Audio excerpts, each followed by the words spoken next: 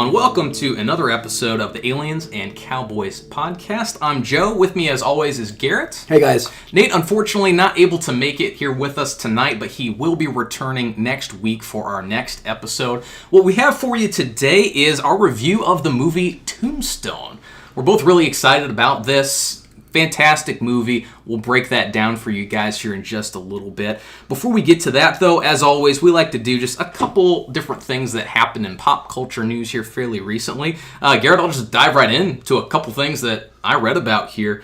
One of the things I just read about, I'm actually really excited where this goes. The new Batman movie, directed by Matt Reeves. Now, this probably won't come out for the next couple years, actually. They don't have an exact release date for it yet. Initially, I was thinking, why do we need another Batman movie? Are they trying to reboot this franchise? That being said, I'm pretty excited where they're taking this. So, this is from Matt Reeves in a recent interview he did. Quick quote here for you. It's very much a point of view-driven noir Batman tale, he told THR. It's told very squarely on his shoulders, and I hope it's going to be a story that will be thrilling, but also emotional. It's more Batman in his detective mode than we've seen in the films. I think that's pretty great. Something that's going to focus much more on Batman, told from his perspective, with him as the actual detective, which I think, yeah, to a certain degree, might be missing from some of the other Batman live-action adaptations out there. Sure. So this would be, obviously, more of a solving crimes. Do we think this is solving multiple crimes, or do we think this is solving one larger crime? I think it's probably going to be one larger crime. This is pure speculation because there's not much that we know about it. Matt Reeves, the director himself, is even playing this pretty close to the vest right now. So we're just going to have to kind of wait and see. But I think it's a pretty smart move. DC seems to be moving away from this huge shared universe and into these kind of standalone movies. And I think that they're experiencing some success by trying to do that. Wonder Woman, Aquaman more recently, and then another one coming out here fairly soon I'll bring up in a second. But I think it's smart for them to do that. What do you think, though, Garrett? Do you think they should try to bring it together Marvel style, or do you like the idea of these standalone concept films almost? Well, I would say I think Marvel, compared to the DC universe, Marvel has been way more successful in how they approach this. The single movies are more successful. Like, obviously Black Panther was extremely successful. Spider-Man was very successful. Obviously Iron Man is extremely popular. And they've had great success individually, that it just made sense to bring them together for that ensemble movie that has also been very successful.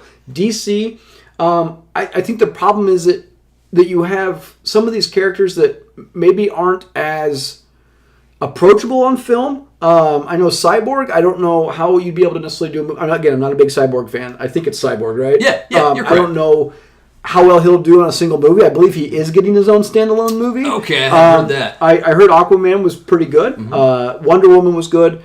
Not a big fan of Batman vs. Superman. And I think it goes to the idea that, to me, I always subscribe to Batman's not a superhero, which I know is controversial to some people. Others fully agree with me in my camp, right? So the idea that Batman and Superman side by side always baffled me, that, Superman would absolutely destroy him.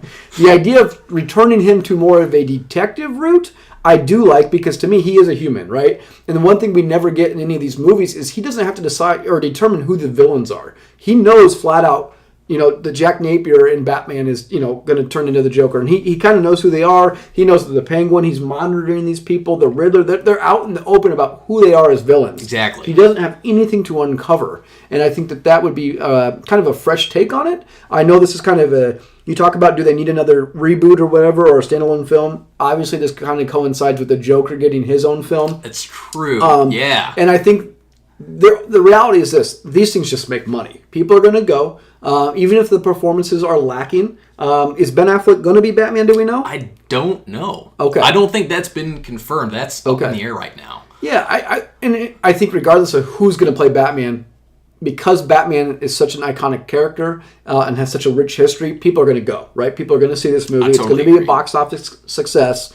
Just like people are very interested to see how Joaquin Phoenix plays the Joker, and they're going to go to this movie, right? People want more of that character. And I think that that's something that they're going to continue to push for, and they're going to try to milk every dollar out of it they can, unfortunately. They right? sure are, yeah, that's the reality. It's like any type of series, right? I know the Fast and the Furious franchise might have Fast and Furious 9 coming out, plus they have a spin-off with The Rock and Jason Statham in the Shaw and Hobbs film. I mean, they're just going to milk everything. They just want to make money. They you know what? People are going to see it. I'm going to go see it. Going to go watch it. Yes, exactly.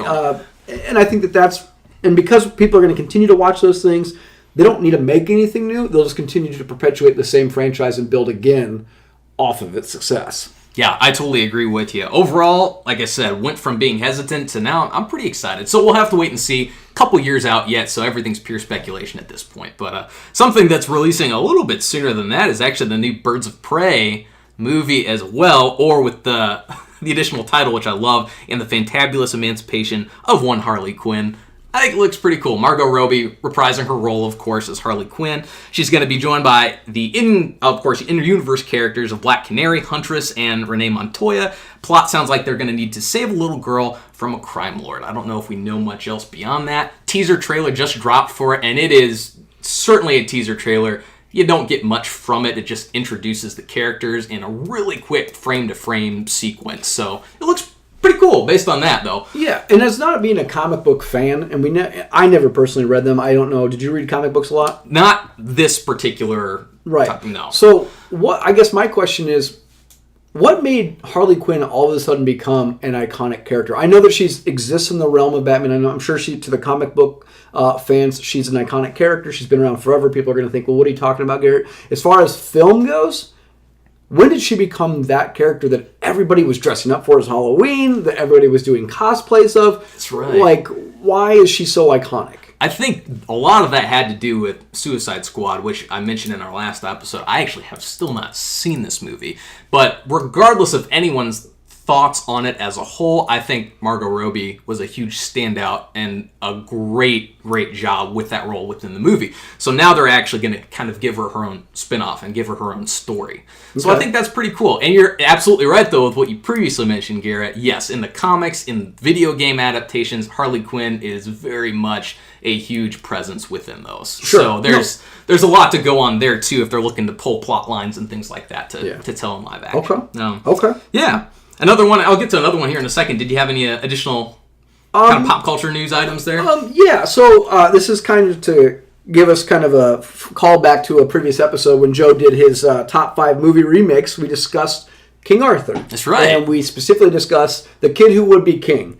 Joe, unfortunately, I'm going to tell you that it seems to be a box office bomb that is set to, I believe, according to Variety, lose estimated $50 million. That is actually considered to be the biggest flop, or the first big flop, of the 2019 movie season.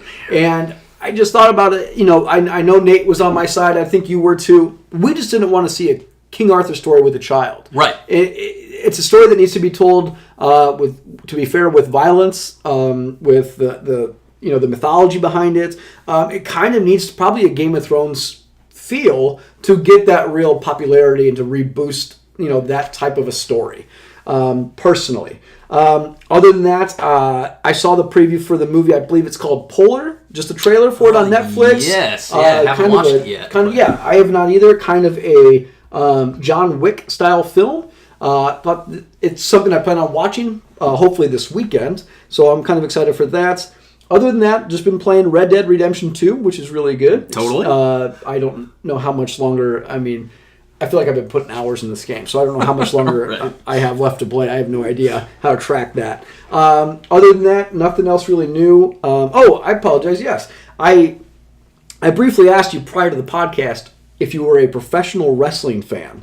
And you told me that you've never seen an episode, a match, right? Whatever you want to call it. Sure. I really have not seen anything in its entirety thus far. Sure. That's correct. So I grew up a diehard wrestling fan. And I probably watched it through what would have been known as the Attitude Era with people like Stone Cold Steve Austin. Okay. And The Rock, right? Yes. This is where The Rock became famous. That's right. A couple of years ago, bought the subscription to their WWE network. Okay, so I got access to everything that they've ever put out. So I've been kind of climbing through the timeline, and this is, about 20 years worth of wrestling to watch, and so it's just going to take me forever. Yeah, that's but true. Recently I found a biography of mine. I used to read the books that these wrestlers would write, and one of probably the best book that was written by a wrestler, and it's one of probably the best books of any genre I've ever read, was a biography by a guy named Mick Foley, or his character was Mankind. And he wrote this book that became the #1 New York Times bestseller. Actually, multiple books that became New York Times bestseller. Yeah. Right. And I just started reading it the other day. It is such a great story. And it's really entertaining. Wrestling fan or not, this was handwritten by him, where other writers, other wrestlers use ghostwriters. He hand wrote this thing while traveling between, performances or whatnot. It is an excellent, funny, great look at wrestling if you're a fan. If not, it's still a great biography of something that's different. So I'm a big wrestling fan. I don't know how many of our fans are. I don't know if our fans watch that or not. I love it, and it's great to kind of revisit it. And that's kind of what I've been spending some of my time doing. So, other than that, not much else. Very cool. No, that sounds like an awesome read, though. That's something I might have to look into. And maybe I'll fall down this rabbit hole of professional wrestling here, too. So, sounds like there's a wealth of content that would be made available. So. Yeah, you've got probably about 30, 40 years worth of worth of content to go through. We'll get you started. Yeah, you'll find a starting point there.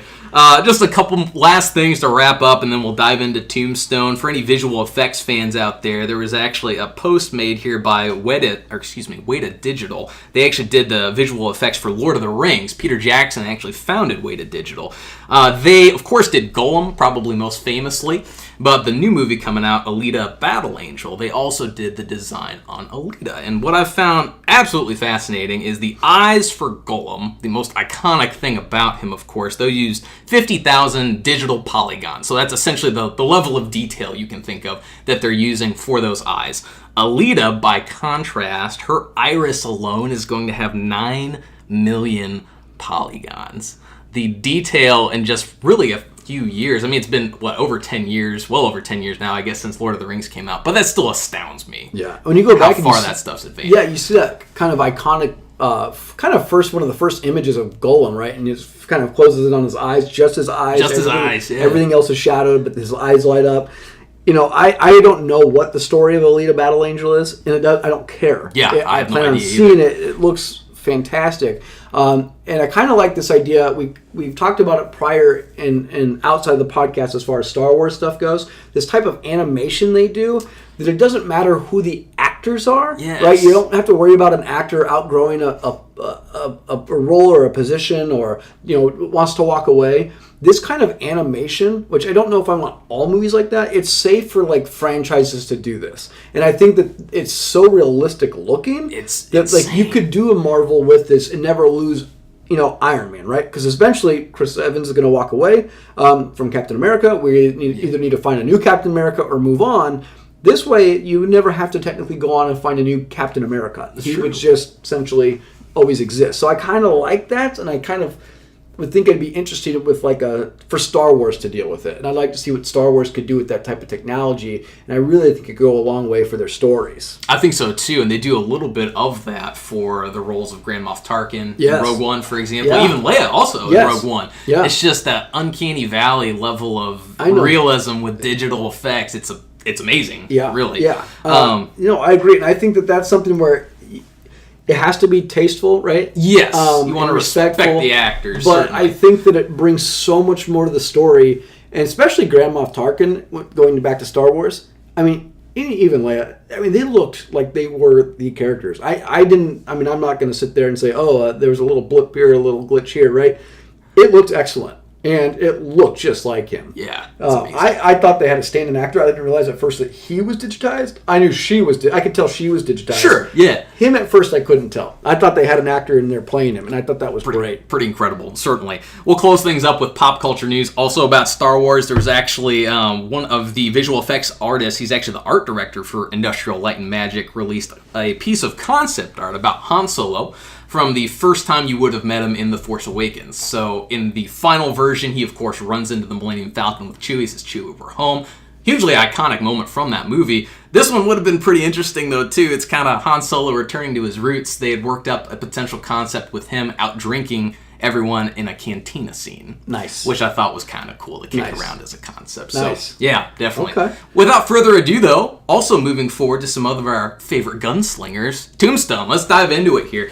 Garrett, you want to run down a brief synopsis of the movie? Yeah, so we're going to do just a brief synopsis. What the story is, it follows Wyatt Earp. It follows his brothers, Morgan, Virgil, Doc Holliday, their good friend, as these guys basically make their way to Tombstone, Arizona, with the hopes of making money via gambling, prostitution, probably gold mining.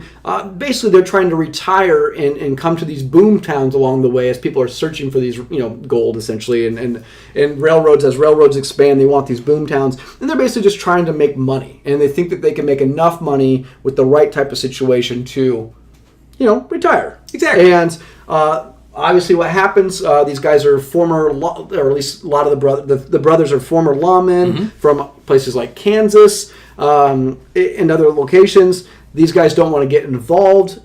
Tombstone is having issues with this group of people known as Cowboys. The Cowboys, They wear the red sashes, which never took place in real life. And basically, they want to stay out of it. They want to be retired. However, because the conflict with the city, with the town of Tombstone and these Cowboys, it basically forces the brothers to kind of get involved. They become lawmen again, and obviously the conflict between the Erbs and basically I think it's the Cochise Cowboys, County Cowboys is their real name, ends in the basically famous, or at least starts off the famous, shootout at the OK Corral. Yes. And it basically just follows Herb and really Herb and Doc Holliday, right, in their relationship up until, basically Doc Holliday passes away and Herb and Maddie Blaylock, I believe, go run off and do a lot of different things. So along the way, it's just, the movie does things like the Herb Vendetta ride, like I said, the gunfight at the OK Corral. Yep. There's just a lot of kind of neat things it touches on. Now, synopsis away, I want to ask you what you think about after watching this movie, because is this a movie you watch often? It is. Actually, I love Tombstone. If I had to choose a top 5 movie list, this would be in it. Okay. So it really would be. I watch it probably at least once a year, I would say. Yep. So, and what's interesting is, and I was thinking about this, Joe, when we started this podcast, this is the type of movie we talked about doing. Very true. This is part of the name, Aliens and Cowboys. We like this Western idea. I'm not necessarily a very well-seasoned Western movie aficionado. I've seen a few. I've got my favorites. I'm definitely planning on watching some that I have not seen. But this particular movie we both agreed on. We both talked about this a lot. We were quoting this movie like crazy. Yeah, this is definitely what we had in mind for this podcast. So obviously most of our topics are more nerdy based. We like to throw in and want to throw in Western movies, right? Because this is kind of what the whole point of this podcast was originally supposed to be. Exactly. Was more about kind of these cowboys and what's, whether they're cowboys in space, basically like Han Solo type characters, exactly, or whether they're cowboys in the Wild West. So I also watch this movie quite often. To me, it's one of my top 2 favorite Westerns. Nice. This and my other favorite is The Quick and the Dead. With Gene Hackman and Russell Crowe. Oh, we'll need to review that one sometime. Such a great movie with a young Leo DiCaprio. Yes, that's right. Yes, and it's just so good. My thoughts on this rewatching it are the same thoughts I have every time I watch this movie, and that's Val Kilmer. Val Kilmer, to me, absolutely steals this show. Oh, man, he does. He this sure is does. Probably his best performance. This is probably, when I think of Val Kilmer, I obviously think of this movie, that or The Saint, which I actually really like, too. That's a guilty pleasure movie. And, I just think it's a very successful cowboy movie. I obviously we can get into later the realities of it, the what's real, what's not.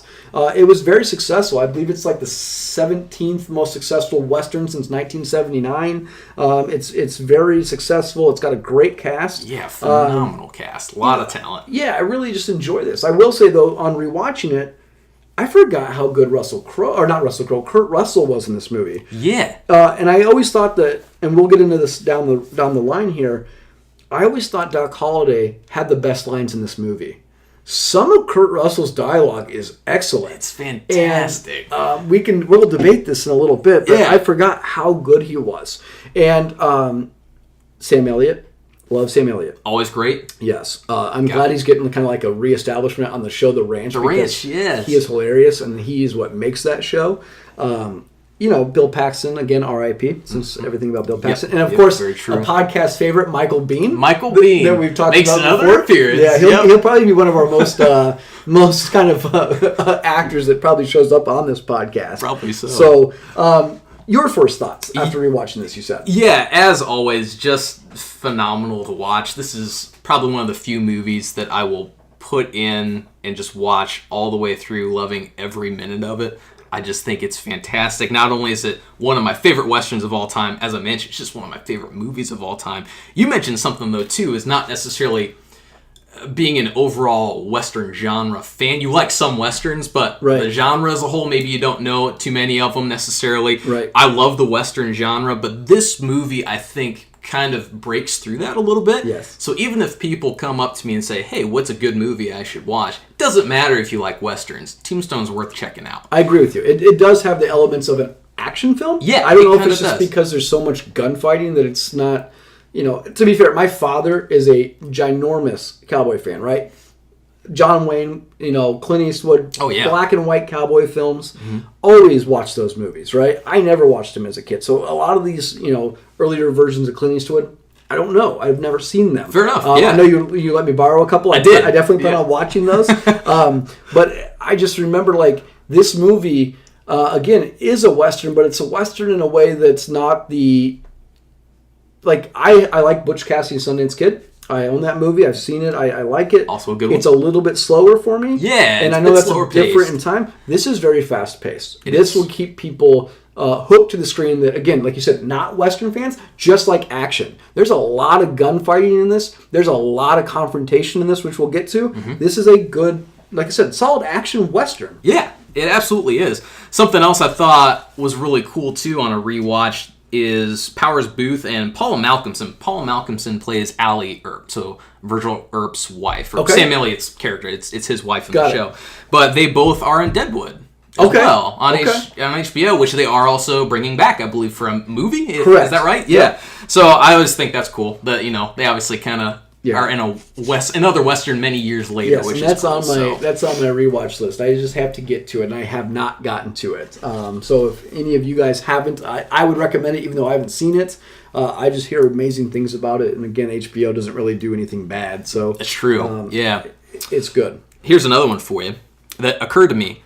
I've seen this movie countless times. This is the first time I've thought of this. Does a young Powers Booth look like Dave Grohl?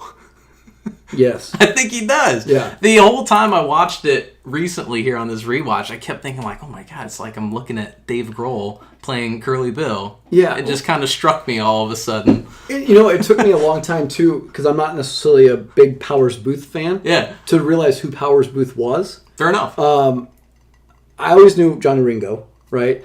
And recently, it was not this time, but probably a couple rewatches ago, Stephen Lang is Ike Clanton. That's right, which is excellent. If you don't know Stephen Lang, you probably know him from Avatar. Yeah. He is the, I don't know what his title, I don't know what his character's name is, but he's basically the guy who fights Sam Worthington at the end, right? He's like the colonel of the military. He's like the leader or the captain or whatever it is, which totally looks different.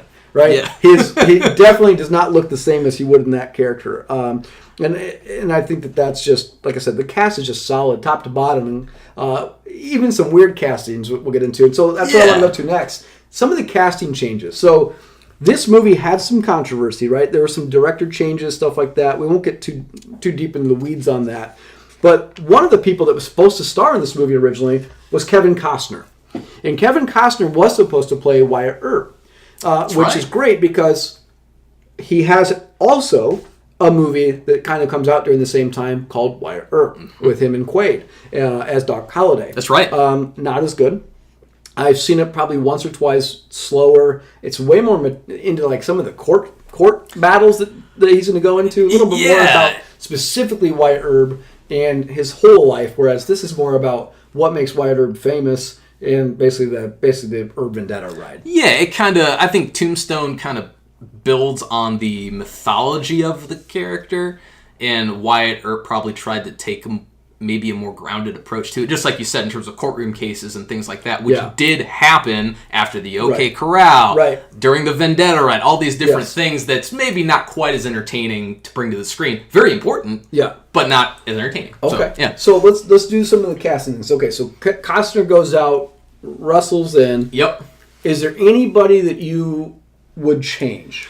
This was really difficult because everyone in this film is so iconic. Everyone owns their role so well. It was very tough for me to come up with anybody I could think of. I did think perhaps Tom Selleck as maybe a Virgil Earp.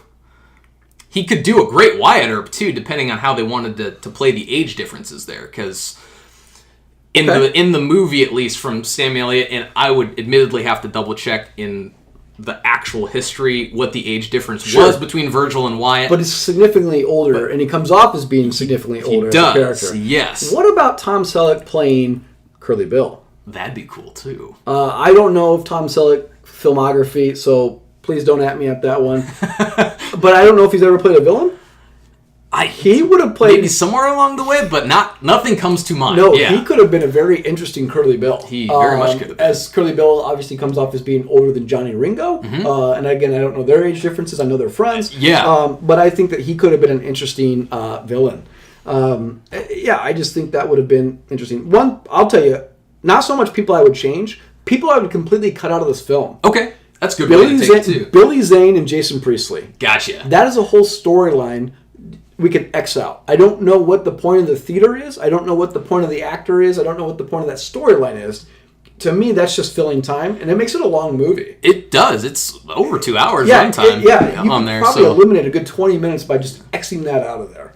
To be fair to that, and I think I don't know if you need all of the female drama. I know that you have to kind of show that Wyatt Earp's first wife has the laudanum, which this is the very first movie that I knew what laudanum, or I learned what laudanum was, right? It's kind of opium. And kind of experience, or became experienced with what that is. I don't know if you need her story. I think he could be a single gunman in the movie. I know that he's had multiple wives. The movie could have processed quicker if you just have him with the lady he likes, right? I think that would have been interesting. Any other casting would have changes? Yeah, my wife also is a big fan of Tombstone. Okay. So she was watching this along with me. We both love Tombstone, love Sam Elliott and Kurt Russell specifically. But she brought up the idea of, too, kind of what I think is an obvious choice that could have been great in this movie is Clint Eastwood. Okay. I mean, he's an obvious choice in terms of his filmography, being a cowboy, right? Yes. But I think he would have probably made a great addition to it. My thought on that, though, is who would he have been? And I view him in this movie more as a Ringo, honestly. Kind of the more strong, silent, brooding gunslinger. Because you've got Kilmer, obviously, as Doc. I mean, Kurt Russell as Wyatt Earp. They've got that swagger, that confidence. But we're talking he's significantly older. Yeah, I mean, it would be a different dynamic there. I mean, they already have Charlton Heston in this film, right? Which I didn't realize that until rewatching again, that he's the rancher at the end that lets the Vendetta Earp riders stay there. But I don't know if... You know who Eastwood could have played and would have been interesting, but again, he's too tough. His character would have came out. What if he could have played Fred White, the Marshal? The Marshal, yeah, that's an interesting choice. He obviously would have been killed. Yep. I don't know if he would have been signed on for that. I think he's too big of a name to be in this movie. Yeah. I think if he were to be in this movie, played this character, he would have been Wyatt Earp, and he would have been Wyatt Earp 20 years past his prime, right? I think that's kind of the point with Clint Eastwood. I just don't think he could have been in this movie. Fair enough. I'm not saying that your wife is wrong. No, I'm not taking it that way at all. I think it's great she loves this, because we were just talking about how my fiance has never seen this movie. That's right. I told her we owned it. I told her I'd just set it up for her while we're recording this. She clearly declined, right? She's going to go watch some Ted Bundy documentary that everybody's fawning over right now. But I think that maybe I'll get her to watch Quick and the Dead. She might watch that. It's got Leo DiCaprio, Sharon Stone, Gene Hackman. Maybe she'll watch a little more. It's got a good cast too. Yeah, it's whatever. The strong female lead, right? What about Bill Paxton? Do you like Bill Paxton in this movie? I like Bill Paxton in this movie. Okay. Do you have a differing opinion on that? It seems like you might. I don't have an idea of who I would put in that role. Fair enough. But I just, for whatever reason, and maybe it's just Morgan Earp was this type of a character. I don't know. I just feel like he's the only one that doesn't make the character iconic. Okay. I feel like Powers Booth makes Curly Bill. When we think of Curly Bill, he's iconic. Johnny Ringo is arguably We'll talk about Johnny Ringo. Is he the second best character in this film? Gosh, strong argument right. to be made there. We'll talk about this, right? And I think Sam Elliott's great as Virgil, and I think I like that age difference as like the guy who basically is the one who takes the initial stand and gets deputized. Yes. And he just goes, I'm not going to make the money off the backs of people, right? And gives that speech to Wyatt. I like the idea of him being an older brother. Morgan, again, younger. I just don't know if I don't have an idea of who I would want to play him. But I just wonder if he's the only one that's out of his depth here. Okay, fair enough. I think that, because I do like him in this role, and I wonder if that's more just how they characterized Morgan Earp, as opposed to Virgil and Wyatt, both of whom are very much a grab the bull by the horns kind of mentality and stand up for yourself. Morgan certainly does that. I'm not trying to downplay his character, but he talks about how he backs his brother's play with Virgil, right? So he gets all deputized so he can go handle the Cowboys as well. So he's maybe, when compared to Wyatt and Virgil, a more timid character. Okay. Which, if he wasn't compared to Wyatt and Virgil, he probably would not be all that timid. But when compared to those two, maybe he kind of comes across that way a little bit. But yeah, I liked him in this movie. Okay. I thought he did a good job. We also always do casting going forward. If they made it today, is there anybody that you would want to be cast in any particular role? This, I actually could not really think of anyone, to be honest with you. And this ties in, I'm jumping ahead a few categories because we talked about remakes or sequels. Right. I don't think it needs one. Right. So I agree with you. No one even came to mind, really, for who I would want to see in those roles. Okay. How about you? I agree with you. I don't, because these are such, especially Val Kilmer, Doc Holliday, no representation of Doc Holliday would be better than what I see here. Exactly. Okay. Similarly, I know we didn't really do listener feedback, which we can do listener feedback from our previous episodes about the Joker. Mm-hmm. To a lot of people, the idea of Joaquin Phoenix playing the Joker is blasphemy, considering Heath Ledger to them is the definitive Joker now, right? Yeah. Val Kilmer is the definitive Doc Holliday. And every image of cowboy in Western films, to me, you have to go through that image of what Doc Holliday, specifically Val Kilmer's Doc Holliday. And it's kind of sad because I think that this performance is so iconic that it's almost like it doesn't get enough appreciation. I know everybody thinks that he steals the movie, right? And he does, right? He's by far the best character in the film. I just don't feel like he gets enough praise for this role. Maybe it's because his career kind of didn't go the trajectory he wanted to. Yeah, it's a possibility, certainly. But I just feel like you can't replace him. Kurt Russell, I think Kevin Costner could have played this. I don't think it had to be Kurt Russell. I think that he would have been just fine in it. I think, I don't know. I think that you could find roles for kind of some other people. Johnny Ringo, do you have any idea of Johnny Ringo? Not even really for Johnny Ringo, to be honest with you. I'm trying to think of what year this came out. There are a couple actors. I've been watching Hell on Wheels recently because I never finished the series. I think it's total of 5 seasons, and I'd only ever watched up through the 3rd, so I've been rewatching that, and I'm on the 4th season right now, and some of these actors' names escape me, but there are some characters, or rather the actors that portray those characters that do phenomenal jobs. Right. And seeing them in a Western currently, I'm like, okay, if you were to remake some kind of iconic Western, I think a lot of these guys would be heavy hitters for those roles. Well, another guy that we always talk about, because the other main premise for this podcast was always the show Justified. Yes, is Timothy Olyphant. Yes, and I think choice there. I think you could slap a mustache on him and make him any numerous one of these characters. I think he could play Wyatt Earp. Yep. I think he could play Doc Holliday. I think he could play Johnny Ringo. I think he could play a lot of different positions based off his Raylan Givens performance. Yeah. Which, again, if you've never seen Justified, you are missing out. Very true. That is such a great show, top to bottom.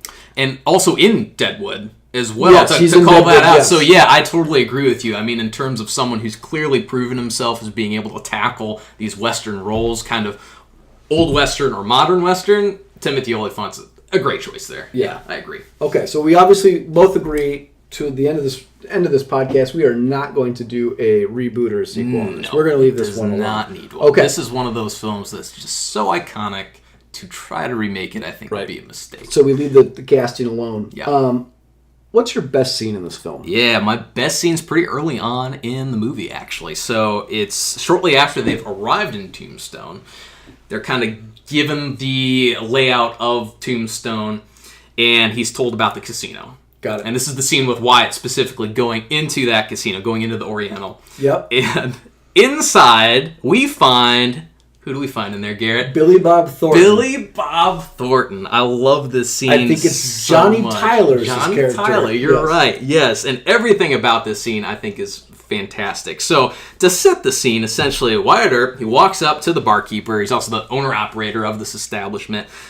He's informed that, yes, Johnny Tyler is driving customers away. Right.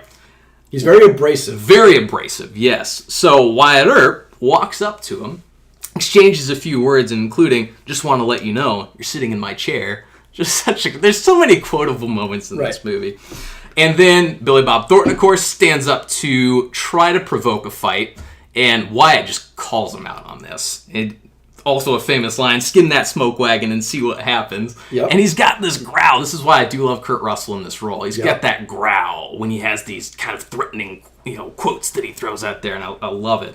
Also notable, I don't think he's armed in this. Like, Wyatt doesn't go into this confrontation armed. I don't think he's got a gun. I don't remember if he has a gun, no. Because Tombstone themselves outlawed guns. Like, you couldn't carry the gun in the town, which was a real-life law. It was a real-life law But it was as well. a law in the movie because the Cowboys were causing such problems. Exactly, yeah. But I love that scene. Obviously, he smacks him. Wyatt Earp smacks Johnny Tyler and says, you gonna do something or just stand there and bleed? Yes. And then to top everything off, he grabs him by the ear. Yes. Like just a kid that did something wrong and just throws him out of the bar, out of the casino. Yes. That scene's probably my favorite. So, a few things about that particular scene. Billy Bob Thornton ad-libbed all of his lines. That's so great. The incredible line that he gives before Wyatt approaches the table is, he's playing cards with a couple guys, and he goes, it's like I'm playing cards with my sister's kids, right? It's just a great insult that he gives to the people who are winning. They're winning hands. He's just mad, right? He's just mad about it. And we know, here's the reality, we know why he's mad. Because Wyatt will eventually get a take. If you're a dealer, you get a percentage of the take. Exactly. So obviously he's getting angry when anybody beats the house because that's taking money out of his pocket. That's right. So notable too that Wyatt also at the very end of that, he's thrown out Billy Bob Thornton's character and he turns back around to the barkeeper and says, 25% off the house take sound about right? Yep. 25%. That's pretty good. That's a lot, right? That's pretty good. Sure. Now hold that because I want to get to what happens post that scene in a second, okay? Absolutely. So again, Billy Bob Thornton, also kind of a heavier Billy Bob Thornton. True. Right? He's not his normal bad Santa looking self, That's right? Again, ad-libs all of his parts in this. He wasn't supposed to have a speaking part. He was just simply told to be bullied. That was the only kind of direction he got from the director, was to be bullied. And whatever happened. So that was pretty well played on his part, right? Very much so. He obviously went on to have a much better career than Johnny Tyler as a performance. Now, this is also great because post-scene is how we meet Wyatt Earp. We get the first introduction to Wyatt Earp and Doc Holliday together. That's right. So do you want to take us through what happens there? Yeah, absolutely. So essentially, Billy Bob Thornton, or Johnny Tyler, I should say, very angered by this, confrontation with Wyatt Earp. He kind of shamed him a little bit. He's probably got his feelings hurt. So he's running back towards Wyatt with his shotgun. And it's at this moment where Doc calls out to Johnny, kind of alerting Wyatt as well, and they all turn, of course, and see that he had in fact been approaching him with a shotgun. So Doc's introduction to Wyatt when they're meeting back up is essentially saving Wyatt's life again. Yeah. Because this has previously happened. This is real life as well. Doc did save Wyatt Earp years before, I believe, as well. So I like that's how they're introduced in this movie. Like Billy Bob Thornton or Johnny Tyler's reaction. Doc? Doc? Yeah. He's like, Johnny knows Doc, too. Yeah, he knows who he is. And so he obviously doesn't continue to mess with him. I think that's a good scene because what's also great after that is Bill Paxton Morgan says, oh, so we already got our stake in this thing. We're already making money. This has already turned out to them to be such a great decision to move here. Exactly, and also worth noting, too, about that scene, I should say, Johnny has no idea that Wyatt is Wyatt Earp until Doc addresses him as such. And then it's a complete tone shift, where Johnny's like, oh my gosh, how am I not dead right now? Correct. Essentially. Now, it's funny that that's your favorite scene, because my favorite scene is another gambling part where they're at the Oriental later in the movie. Yes. And Wyatt is the dealer at the table. And Morgan's around him, Doc Holliday's around him, and in walk the Cowboys, right? So this is the first introduction we get where, not the first introduction we get of Ringo and Curly Bill, but it's the first time they meet the Earps, right? And so what's great about this, setting the scene, is you've got Curly Bill coming up, and he approaches Wyatt, and he says, you know, the famous lawman, Kansas City lawman, and Wyatt Earp responds, I'm retired. And the best part is Johnny Ringo hasn't removed his glare from Doc Holliday, Not right? at all. Doesn't him down. Just stares him down the entire time and says, "You must be Doc Holliday." And then questions him and goes, "Are you retired too?" And of course, the performance Val Kilmer gives, right? He's obviously a method actor, and this has to be. He's sweating. He looks like he's been playing cards for 36 hours. He's got bloodshot eyes. Yeah. He's drinking. He doesn't even really meet his glare. He just goes, "Me, no, I'm in my prime." and this confrontation's great because what happens is Ike Clanton, right, the most annoying character in this movie, is constantly repeating everything Curly Bill says to Kurt Russell to goad him as they're trying to gamble, right? And what happens is this altercation between Doc Holliday and Johnny Ringo takes it to a whole new level because he goes, "Oh, you must be Johnny Ringo, the fastest gun in the West," right? And he says, should I hate him?" And he's talking to his girl, right, his lady, and he goes, "I think I should hate him," because she goes, "You don't even know him," right? He goes, "Well, now and then he starts speaking Latin to him, and Johnny Ringo responds in Latin to him, which really shocks him. That's right. And he says, "Now he's an educated man. Now I really hate him." No, I really hate right? him. And then obviously even so better, good. Johnny Ringo pulls out the pistol. He starts doing it, waving it around. Doc Holliday doesn't flinch that the gun's in his face, and he puts it back. Doc Holliday, not to be outshone, right, as he's drunk, starts flipping his cup around like it's a pistol, and just totally kind of breaks the scene, right? But it's just great because the tension that scene has, because you have that sawed-off shotgun under the table that Wyatt goes to grab. Wyatt's ready to throw down if he has to. Yep, you got Morgan Earp right there. And we don't really see how fast Doc Holliday is till later in the movie, but he's clearly one of the fastest, if not the fastest guys in the game or in the movie for drawing his pistol. Absolutely, which is great because in real life the performance, Val Kilmer practices quick draws when he got this role, which I can just imagine him sitting there practicing quick draws. Which any movie, to be fair, I would be doing that. I know. It doesn't like if I'm in a fantasy movie with swords, you better bet I'm spinning my swords around. If I'm in a western, I'm going to be spinning those 6-shooters around. You know, it's too. funny. There's this movie. What was it? It has nothing to do with Tombstone. I think it's a Blue Streak with Martin Lawrence, where he's like a convict that becomes a cop because he steals the identity, and he starts practicing his quick draws with the show Cops on in the background, and he's just in front of this hotel mirror, and that's like what I can picture people doing. Totally. Is just, hopefully don't discharge the firearm. Yeah, don't do that. Yeah, that's very true. So, it's really kind of an interesting scene. There are other great scenes, but these, I think, like you said, so numerous. Because I think too, what makes these scenes so great is they encompass the friction between the Earps as a lawman, which will become lawmen. They're not lawmen yet. That's very true. The Cowboys that are clearly in there to cause problems, right? And the gambling that they are going to Tombstone to become, basically saloon owners, right? They're trying to make their money. They're trying to, I don't want to say go straight, right? Right. But they're trying to not be involved in things that don't have anything to do with them. Exactly. They just want to make money, retire as quietly as possible, and probably live in luxury until they die. They're not trying to get involved in anything else at this point. Go ahead. No, I was just going to say, I've thought of this as well, which my wife pointed out to me during a much later scene, actually. It's during a scene where Virgil Earp has arrested Ike, essentially. Yep. Okay.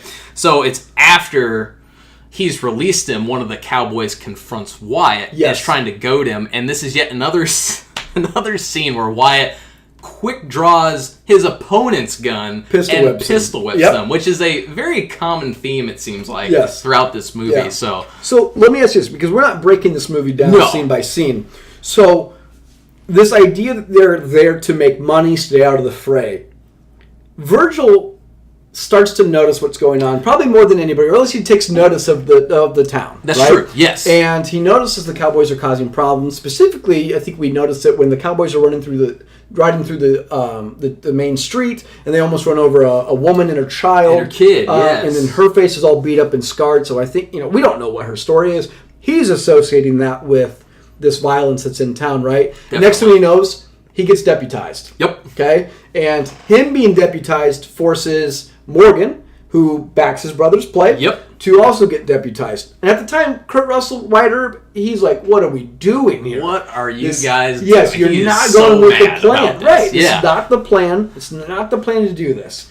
What are your thoughts on, say, their idea of going, basically, as former lawmen, going to Tombstone to make money, to stay out of the fray, as far as kind of like, if you have the power, the responsibility. With great power comes great responsibility. What's your viewpoint on this in regards to them? Do you feel like these guys should have just simply done the Wyatt Earp thing and just stayed in the Oriental, which, by the way, does not age well as the name of the bar? It does not at all. Yeah, so, I actually have that as what does not age well. Yeah, yes. Stay, just basically trying to be saloon owners. Or do you feel like, what, they need to take that step as characters? Like, obviously we know what they do. What are your point about it? I think Virgil's completely in the right about this. Okay. I think that knowing the situation and what it's progressed to not do anything, to be completely indifferent toward that situation, would, just completely undermine who they are. At least specifically from Virgil's perspective. Okay. So I think Virgil, and this is also based on historical fact, it was Virgil who did this. Yes. The shootout at the OK Corral, Virgil's confrontation of the Cowboys that were there, that was Virgil's show, so to speak. Yeah. I wouldn't say they spin it toward Wyatt, because they give Virgil his time to shine here as well. But in the movie, it's a kind of Wyatt-focused a little bit. But this really is Virgil's show at this point. And I think they're absolutely in the right to do this. If they hadn't done anything, I think that would have been pretty awful to just let these people suffer. And just like Virgil mentions, he's supposed to make money on them, on their misfortune, and not do anything about it. So I'm in complete support of what they decided to do. To go along with this, and we'll get to best quote here in a minute, which there are numerous. One of the scenes that I want to talk about, because I think it's an extremely important scene that really pushes Wyatt kind of into this camp, is the night that Curly Bill kills Fred White. Yes. Okay, so we'll talk about the real-life counterpart of this, because one thing, if you don't know, Joe and I are history buffs. We have history degrees. We went to school for history, so we really enjoy this. When we were actually researching this, we had more fun researching the reality of this versus the actual movie itself, right? So we have a lot to talk about in the real aspect of this, which we'll make a separate category at the end of this podcast. So Powers Booth is drunk. He's howling at the moon. He's high on opium, yeah, I think. That is right. Sorry. No, that's fine. But he's probably drunk too. Yeah, he is opium, right. And he's howling at the moon, and Sheriff Fred White, approaches him. And he kind of has the guns tipped upside down in his fingers, and Fred White goes to grab the gun and just charges it right into his chest, right? Kills him. Mm-hmm. Now, what happens then is Wyatt Earp, who's there, takes the gun, pistol whips him, quickly knocks him out. Causes a confrontation with the remaining Cowboys. Ike Clanton gets ready to bum rush him when Wyatt quick draws, puts it right to his forehead, and says, "Your friends will get me, not before I turn your head into a canoe." Yep. At which point, one of the best parts of the movie, Doc Holliday, who had been in the saloon, drunk, playing the piano all night, walks out, confronts one of the Cowboys, who I think is Stillwell. Stillwell says, "You're drunk, you're probably seeing two of me." Doc Holliday draws two guns and says, "I have two guns, one for each of you." One for each right? of you. Yes. It's a great scene. So great. Right. That was actually my Cowboy scene, too. Okay. So we'll get to that. We'll let you break that one down. But the idea that is what kind of made him think, this is something we're not going to be able to stay here in Tombstone. Exactly. And not be a part of the fray. And I think that was kind of a turning point in this in the character progression of Wyatt Earp at this point that gets him kind of more onto Virgil's side. Because Virgil tries to confiscate guns. Yeah. And I don't want to make this into a gun confiscation podcast, but the idea was they thought this is not smart to try to confiscate guns. By trying to take these people's guns, in Tombstone, specifically in this era, would have caused cowboys to shoot lawmen, right? And that is something that did happen. When they tried to take cowboys' guns, cowboys shot them because there's less law out in the Wild West. That's right. So, now, Joe, going to our next category, best quote. Yeah, this was really difficult, and it actually is from my best scene as well, so I'll just revisit that briefly. But when Wyatt's once again confronting Johnny Tyler, Billy Bob Thornton's character, and he says, "You gonna do something or just stand there and bleed?" Okay. I really love that quote. It's more, I won't say it's a mantra, but it is something that really stuck with me, having seen this movie from a very young age. Okay. And basically, get out there, do something, don't just sit around. Obviously, in this specific context, it's a little bit different. It's right. a little more literal, right? He's wanting Johnny to do something or get out. But I just love that encounter, and it establishes Wyatt's character as well. Okay. My personal favorite, I really like at the beginning, Doc Holliday's playing cards with a guy named Ed Bailey. That's right. And Ed Bailey gets mad because Doc wins the hand. And he goes, "Why, Ed Bailey? Are we cross?" And he goes, "Are we not friends anymore? Because Ed, if we weren't friends, I just don't think I could bear it." And I just thought that was just telling you exactly who... Because then he goes and stabs him. He stabs him. Right? Yeah. Stabs him and kills him. But the most iconic scene or most iconic quote that I think is remembered is simply, "I'm your Huckleberry." Very true. So... It's uttered twice, right? He utters it in the street when he's trying to goad a drunk Johnny Ringo to draw on him. Totally. Because he's got the gun already behind his back. He's ready to put Johnny Ringo down at this point. Daisy if you do. You're Daisy if you do. Right. Yeah. And then at the end, when he approaches him at the tree, when they have their final confrontation, "I'm your Huckleberry," right? And he walks up. And that's just my game, right? I gotta say that even though I like the "Are we cross?" because if we're not friends, I don't think I could bear it. That's my favorite quote. I think "I'm your Huckleberry" is the best quote. I think it's the most recognizable part of this film. I think that everybody quotes that when they talk about this movie. I think if you bring up Tombstone, immediately people go to that quote. Agreed? I would completely agree with you. Yes, I would say that's probably the most quotable moment. It's a very short quote, Yep. but it's hugely impactful. Yeah, very. Because what's great is, after the quote, he simply goes back to the barber and just starts getting shaved, right? He's about ready to confront this guy and shoot him dead. And he ends up just, when the confrontation dissolves because the Cowboys know he's going to get killed, they grab Johnny Ringo and take him away. Doc Holliday just goes back to being shaved. Yeah, right? exactly. I want to also reference Kate in this as well, in the scene that you have brought up where he's playing poker and the guy calls him out right on the winning hand there, and someone else goes for a gun, yes. and Kate's right there, and she says something to the effect of, "Draw that gun and I'll burn you down." Yes. So, I mean... Yeah, she's a part of it. Doc and Kate are like, they're just ready to get things done. I know it's not a quote, but the idea of Johnny Ringo consistently calling Doc Holliday Lunger. Yes. Okay, and I didn't know what a Lunger was as a kid, right? Obviously, Doc Holliday suffers from tuberculosis. He does, and he's clearly dying of it, which is funny because he actually does die of tuberculosis, which he never believed he would actually live long enough to die from it. He thought he was going to die from other means, arguably being shot. Probably a gunfight of some kind, yes. Okay? So he is being called Lunger, which I think is just kind of an odd name because, again, I've never heard it in any other context besides this movie. But I just thought that was kind of a great way for Johnny Ringo to goad him because this confrontation between Ringo and Holliday is the most important confrontation in the film. Yeah, it really is. I believe. More so than, say, a Wyatt Earp versus Curly Bill. What's one gift or advice or basically item you would give to one of the characters? Yeah, mine would be advice in this particular circumstance. I'll break down slightly that this is very different in the movie than what happened in real life. Okay. So taking the movie, self-contained, this is the advice I would give. After Virgil is shot, to Morgan, my advice would be to Morgan, don't go off by yourself. Which I know might be a little harsh on his character because in the movie, this of course leads to his death when he gets shot and killed.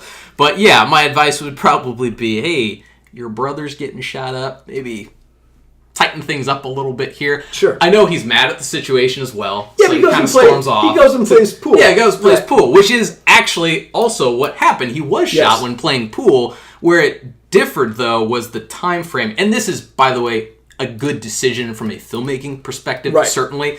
But Virgil was actually shot in December of 81, I believe, a couple months after the shootout at the OK Corral, which was in October of 1881. So it is in March of 1882 that Morgan is gunned down while playing pool. So real life, there are months that have transpired between this. In the movie, though, that would be my advice to Morgan. Hey, buddy, just stay put. Stay with your brothers. It's almost like one night. Yeah. My would actually be an item. And I guess I don't know if this is an item.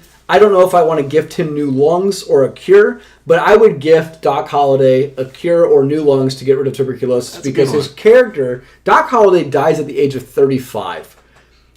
As a guy who actually was a certified dentist, which is just crazy. Isn't that just crazy to think turn out who he becomes? Yes. I think he should have lived longer in life. I think there could have been more Doc Holliday stories, considering what we will know Wyatt Earp went and did in life later. Now, granted, if he lives longer, does he probably get shot and killed? Probably. He probably does get shot and killed. But I would gift him health, essentially. Yeah. Because I think it's a very nice gift to give there. Yeah. Because he's my favorite character in the film. Absolutely.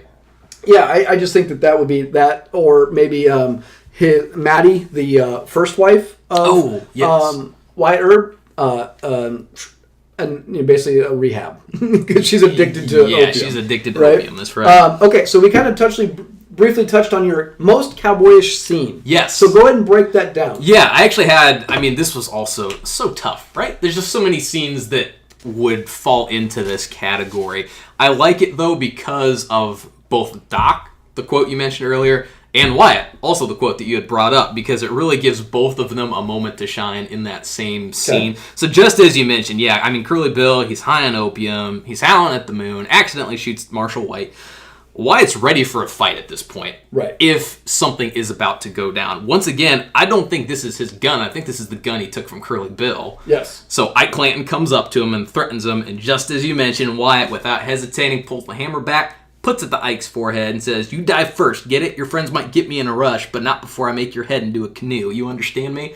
And then, of course, one of the other cowboys is like, he's bluffing. Yeah. And Ike's like, nope, no, he's not bluffing. And he is terrified at this point because Wyatt would completely just blow him away right there if he had to. And then, so same character I think you mentioned, I think it's maybe Billy Clanton, which is Ike's brother. Okay, I believe. Maybe it is Billy Clanton then. But so he begins antagonizing Doc, just as you mentioned. After he comes out, it's like, oh look, it's the piano player. You're so drunk you're probably seeing double. And then Doc's iconic line, "I have two guns." Yes. On Felicia. Yeah. I think he calls him music lover. Music lover. Yes. Yeah, that's now, right. You're right. It is Billy Clanton because Stillwell, I think, is the gentleman who dies on the train.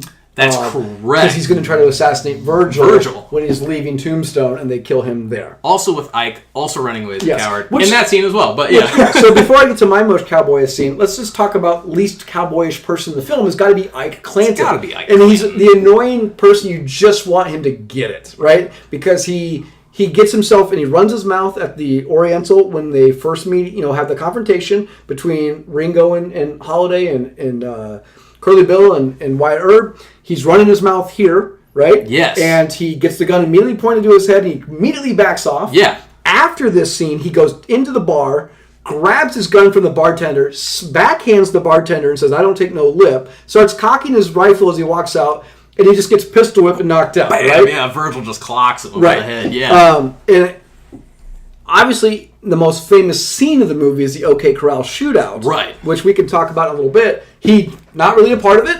He gets caught off guard, doesn't have his gun on him because he's putting his head in a barrel of water. He's trying to sober up, I think, at this point. Yeah. Remember, he runs to Wyatt Earp saying, "I'm unarmed." And he says, "Get in the fight or get out of the way." Yeah. And he runs into the lady who's getting her photos taken. Yeah. And he just runs away. He's constantly running away because all the time.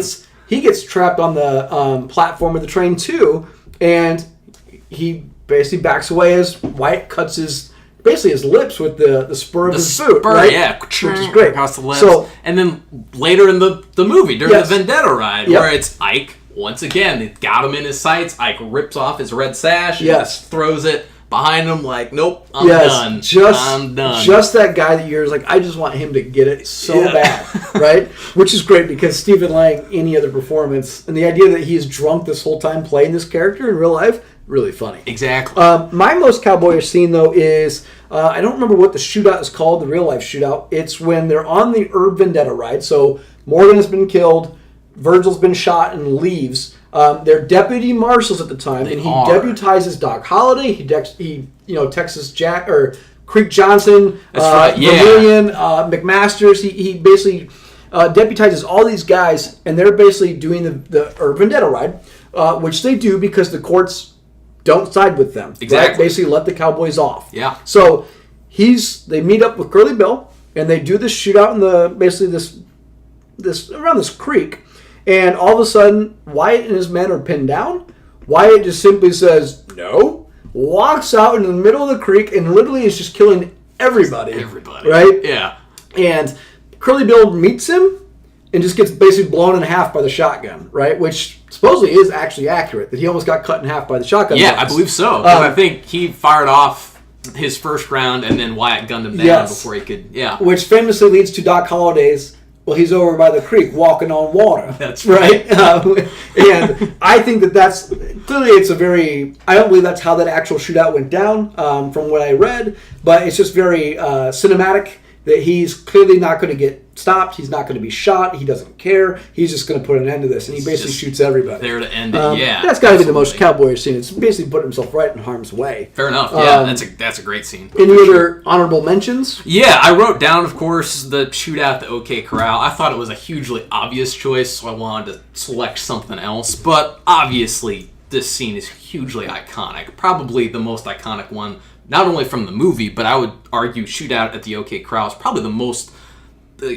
well-recognized gunfights, especially in the American Wild West. Right. But this is a hugely iconic moment. Right. And there's a couple parts in particular just in terms of a cowboyish thing, specifically with Doc, because he pulls out both of his revolvers, starts shooting kind of over the top of his head at Ike, who, cowardly ran into the building but stole... I think it might be the sheriff who's in there as well, stole the sheriff's gun and starts firing out the window. So Doc's just laying down cover and fire. Doc has the fan the hammer moment there too, where he fans the hammer at the start of the gunfight, the shotgun at the start of the gunfight. The wink? Yes. That triggers the gunfight. Yes. Doc just owns this scene. Yes. And the shootout itself, of course, being so iconic. Had to bring that up. I just love when they're walking to the shootout and Doc just tips his hat to the lady that's walking by and he's whistling. Just not a care in the world. Not a care in the world. The building is on fire behind the four of them as they walk, and they're just like, well, we got other things to do today. So, well, put a pin in that OK Corral shootout because I want to come back to that. I want to as well. So we'll move on here. So, what doesn't age well? Yeah. We briefly mentioned the Oriental as a name. Yes, exactly. What Obviously, that doesn't age well. In terms of scenes themselves, I thought a couple were just, as much as I love this movie, a little overdramatic. Okay. And so this is more, I don't want to criticize too much, but after Morgan dies, this is supposed to be obviously an awful thing that has happened. I think Wyatt walking out into the rain with blood on his hands, shouting, "Why him?" And he's wiping his hands on his white shirt and there's blood and he can't, I don't know. To me, that's the one scene that's always stood out as being a little over the top. Yeah. So that, I think, they could probably have done I think what doesn't age well is how accurate they make these guns seem. Okay. Because, also a great point to bring up. Because we know that the rifling isn't probably as great back in the 1880s? 1880s, as it is today. Very true. They don't seem to miss, at least for the most part, they're not missing. And these are essentially Colt 45, right? They're single actions. Yeah. They're single action army specifically was the model, but a lot of the time they're using it. So I just feel like that doesn't age well. That they don't make it seem like these guys miss. The cowboy red sashes that didn't exist. I'm trying to think. Can you think of a reason why they gave them red sashes? Yeah, just to differentiate them. Oh yeah, no, I get it, to make them to be able to tell who they are. Yeah, but it's like the idea of, I don't know. The idea of the cowboy being the villain, okay? So let's touch on that then. Sure. So that's because every Western movie everybody's a cowboy. Essentially, Wyatt Earp's a cowboy. These guys are cowboys. Some just are lawmen. Some aren't lawmen. Which will get me to my what doesn't age well is the lawmen aspect of it. But the cowboys here in this movie are considered to be the villains. Okay, the cowboy is one of the most iconic images of the West as a rugged individual. Right, for those history buffs out there, the Jackson Turner Frontier Thesis. Okay, it's the last basically bit of discovery of America, the Manifest Destiny, Gold Rush, individualism. Right, basically pull yourself up by your bootstraps. Mentality is the cowboy way. What's your viewpoint on making them the villains? Yeah, well, obviously, if they're trying to remain even remotely close to the actual historical facts, you can't get away from the fact that they were named the Cowboys. Sure. That being said, yeah, from a movie standpoint, I actually do remember seeing this for the first time, and I hated that. As I got older, I'm like, okay, well, whatever. It doesn't matter as much. But I remember, first seeing it as a kid, because I grew up dressing with the fake 6-shooters, on my hips and the cowboy hat and the vest, the whole bit.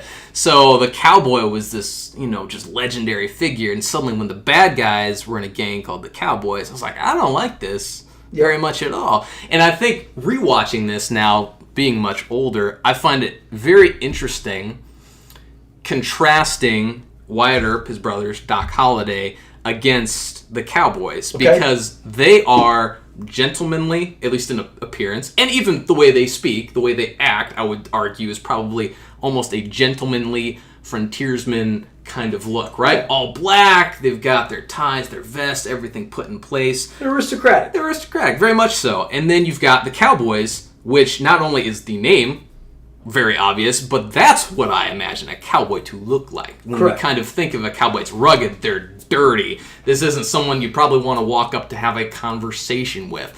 And I think this is huge for popular culture. We talk about Red Dead all the time, Red Dead Redemption, and the fact that you're not on the side of the law in that game, right? It's the bad guys, quote unquote, that you are constantly going up against that is the law, that are these very clean-cut figures. Similar with Hell on Wheels that I've been watching. You're rooting for these very morally gray, sometimes even bad guys, and when the law rolls into town, those are the people in the show that you're supposed to suddenly fear.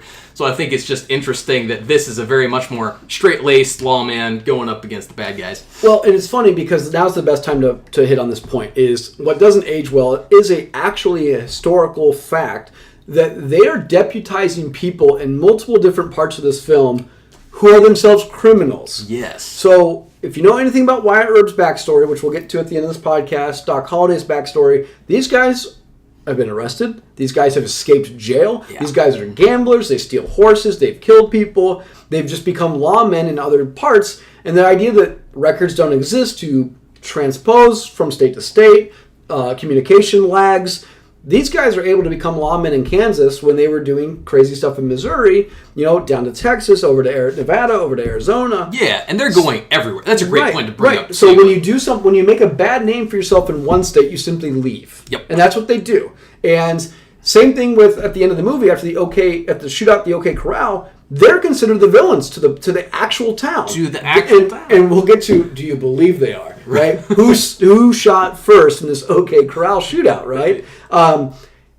They then deputized Johnny Ringo, right? Sheriff Behan has deputy sheriffs of the Clantons of Johnny Ringo. He takes the same cowboys that all these laws were against and makes them part of the law, which again is factually accurate. It doesn't age well for a movie because, again, my idea is taking these criminals and making them said police force to basically, police themselves, local sheriffs, local policies, local law. And that was the point of U.S. Marshals, were to basically be able to deputize localities and people to put a posse together to take out threats. Exactly.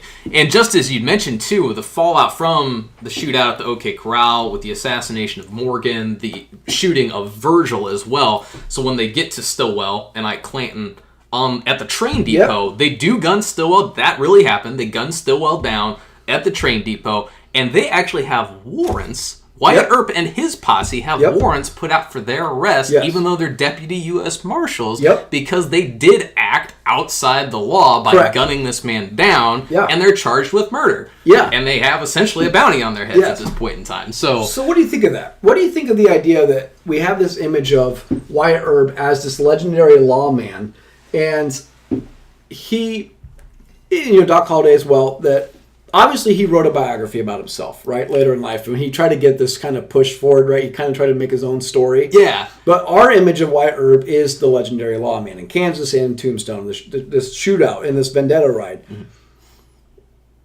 I mean, he's no different than Johnny Ringo. Johnny Ringo was basically Wyatt Earp prior to him to get into Kansas. He just at a different location, right? These guys would commit these crimes. I mean, I think it was Wyatt Earp was arrested 3 different times. He escaped to prison, right? Yeah, I think he touched on his, horse. He was a horse thief at one point as well, or at least he was charged with stealing a horse. I think, and I could be wrong, I think he has a nickname called like the Bum of Peoria. Right? For all those Iowa fans out there. He also spent some time, I think it's in Pella. Pella, yeah. Yeah, so I think that the idea that these guys are representing the law when they are in fact turning around the next day and breaking it, or the same night breaking that law, is kind of an interesting morally gray aspect. But again, it goes to the Wild West, the idea that this is individualism, this is frontier, there is no established law. Eastern country law doesn't exist out west yet. Mm-mm. There's not an infrastructure, right? There's not even railroads yet, as they're trying to make the way. The populations are boom or bust, as so are the towns. And these guys are taking matters into their own hands. Exactly. So, and okay, go ahead. I was just going to touch on that point too. It's definitely an interesting lens to look through, because taking that historical fact into account, it does paint things a lot differently. Now, admittedly, I don't know all of the past histories for some of the Cowboys. From a movie perspective, it's very clear what they're doing in terms of building the mythology. So Cowboys, very clearly bad. Right. Wyatt Earp, his brothers, Doc, while it alludes to the fact that, they might have been kind of rough and tumble in their past, they're still morally good. It kind of ramps up how morally good they're supposed to be and how morally depraved the Cowboys are. Which, just as you mentioned, real life, probably pretty closer toward one another. Yeah. Right. Okay. So, who won the movie? That's such...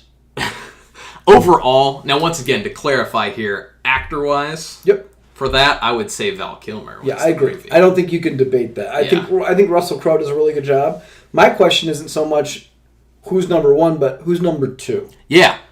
Does Michael Biehn outperform Kurt Russell, or does Kurt Russell outperform Michael Biehn? I still think Kurt Russell outperforms Michael Biehn, personally. There's just so many things and memorable lines that he has that on this most recent rewatch, which I'm so glad I did, which you mentioned at the beginning of the podcast, there's so many good moments Kurt Russell has. Yeah. So I would put him at a very close second, in fact, behind Val Kilmer. Oh, see, I don't put him close to Val Kilmer. I would put him as a close second. But... I think Val Kilmer outshines everybody. I think he's on his own level. And then I think you've got the Kurt Russells. I think you've got Michael Biehn. And then I think you've got Stephen Lang. I think Stephen Lang as Ike Clanton is a kind of a performance that's really forgotten or overlooked. How great he is in this movie. Again, you just want him to get it so bad. Yeah. So, no, and I agree. I think that Val Kilmer wins this as well. Do you have any historical things to touch on that we missed?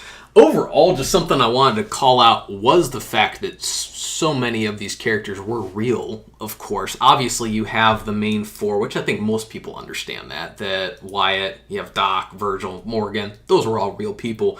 But similarly, Sherman McMaster, who also rides with them during that Vendetta ride. You've got, you mentioned this as well, Turkey Creek Johnson, you've got Texas Jack Vermillion, Curly Bill, Ike Clanton. So many of these names that they're throwing out in this movie, while they're probably obviously building their own mythology, writing their own movie, those were based on real people overall, which is pretty interesting to think about. I think this is a movie overall where the fact is almost more interesting than the fiction they created. Yeah, I agree. I don't know how you can get a more factual look at it. Some of the things that I came up with that I thought were really interesting was Curly Bill does shoot Fred White in real life. Shoots him in the groin, not the chest. He dies a couple days later. At his trial, Fred actually said that he didn't believe that he shot him on purpose because they were actually friends. So that's why he doesn't go to jail for that murder of the sheriff in real life. Johnny Ringo believed that he committed suicide. This is something that the movie portrays. Obviously, we see Doc Holliday shoots Johnny Ringo and kills him. Wyatt Earp tries to take credit later in life for killing Johnny Ringo. The belief is that Johnny Ringo committed suicide. They found him slumped at the tree. He had a gun in his hand, bullet to the side of the head, right? That's going to be up for debate, but again, I think most people said that most accounts are that he committed suicide. Other than that, Cowboys never wore red sashes. Doc Holliday dies. When he passes away, the thing he says is "I'll be damned" was his last words, because he's looking at his feet. Yep. And the belief was because he didn't think he'd be able to see his feet, because he would be wearing boots, because he would have been killed in other ways other than laying in a hospital bed. Exactly. The definition of going out with your boots on is essentially what he was thinking. Yes. Yeah. I did have just a couple others too. Sure, if you ahead. had anything else there to add to it, but I know we touched on the fact that Wyatt was kind of a drifter in real life as well. He went everywhere. Right. Constantly looking for that next money-making opportunity is really what he was doing. Yes. So kind of the reason why they're going to Tombstone, once again, to touch on that, that's very much grounded in historical fact as well. Why Wyatt was constantly moving around, just trying to make money and keep moving and try to make more money at the next stop along the way. Yeah. I believe he ends up in San Francisco. He ends up in San Diego. He goes to Alaska. I think he ends in Los Angeles. He's all over the place. All over the place. That's very true. Something else, too, you brought up the shootout at the creek. Wyatt was never injured. Right. As well. And that is also historical fact. And that's kind of the point where but I don't know if he walked to the water. I don't know. Yeah. From what I gathered, yes, he does confront Curly Bill. He does supposedly walk out to confront him. Is it like it's portrayed in the movie? I don't know if it's that clear cut, right? Something else, too, in regard to their vendetta ride as well. Obviously, in the movie, I mean, they are gunning down so many people. Left and right. Left and right, which makes for a cool montage. Yes. In real life, I think the body count was at 4 after their vendetta ride. Yeah. So, obviously, a little bit more realistic in terms of what they were trying to accomplish by avenging Morgan's death and taking the law into their own hands by doing so. Yeah, I agree. And I agree with what you said. This movie's great, but the reality, if you actually look into these guys, is really interesting. It's very interesting. I mean, because the gunfights these guys get into prior to Tombstone, they get into more gunfights and kill more people, most of these guys combined, prior to ever meeting each other in Tombstone. Doc, Wyatt, Ringo, these guys are getting in gunfights before they even get there. Yeah. And that's why they have interesting stories. I'd highly recommend you guys go out and read some of these stories if you have time. Absolutely. Anything else to add, Joe? No, those were the main things that kind of stood out to me. I wanted to make sure I brought up. We're probably already a little too long on this episode as we are, so what we'll do is I'll hold off on listener feedback from our Joker episode. We'll just put that in next week early. Yeah, sounds good. Other than that, we really hope you guys enjoyed this one. We like it. Go out and watch Tombstone. We'll be back next week. Nate hopefully will be with us. If you want to give us comments or tell us how we're doing, we're on Twitter at Alien and Cowboy. You can email us questions, comments, concerns at aliensandcowboys@gmail.com. Subscribe, tell your friends, tell your families. We really enjoy this. We like to hear what you guys think. Let us know. Hope you guys enjoyed this episode and go out and watch Tombstone. Absolutely. Have a good night, guys. Cheers. Cheers, everyone.